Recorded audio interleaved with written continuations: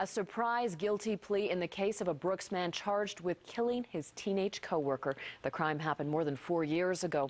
A second trial was scheduled to get underway this week, but instead a deal was reached and a guilty plea was entered to a lesser charge. Kayla Carr reports. Ronan and Shirley Moen leave the Medicine Hat Courthouse too upset to speak to media.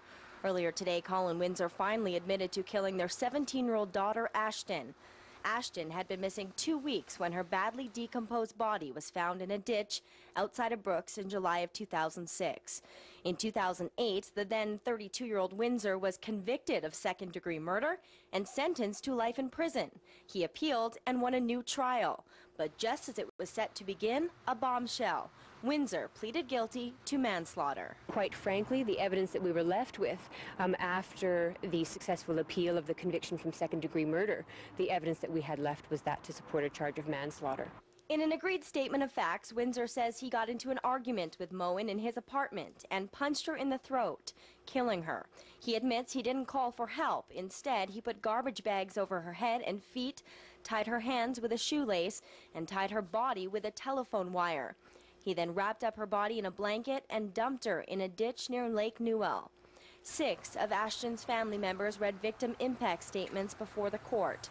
Her father, Ronan, talked about how his daughter's murder affected their family. He addressed Windsor directly. Ashton will always be loved and never forgotten. Her mother, Shirley, who still suffers from anxiety and depression, told the court, "No words will ever explain the pain and loss I feel. I will always be waiting for Ashton to come home." The Crown and defense are both asking for a 10-year sentence, but what they don't agree on is how much credit Windsor should receive for time he's already spent behind bars. The main issue is 24 months he was sentenced to and served for being found guilty of interfering with human remains. And my argument to the court is that quite properly, that 24 months from May 2008 to May 2010 was sentence time, sentence custody, for which that should not be additionally recognized by the court. Colin Windsor will be sentenced tomorrow morning. He can be sentenced to anywhere from just over 3 years to just under 6. Kayla Carr, CTV News, Medicine Hat.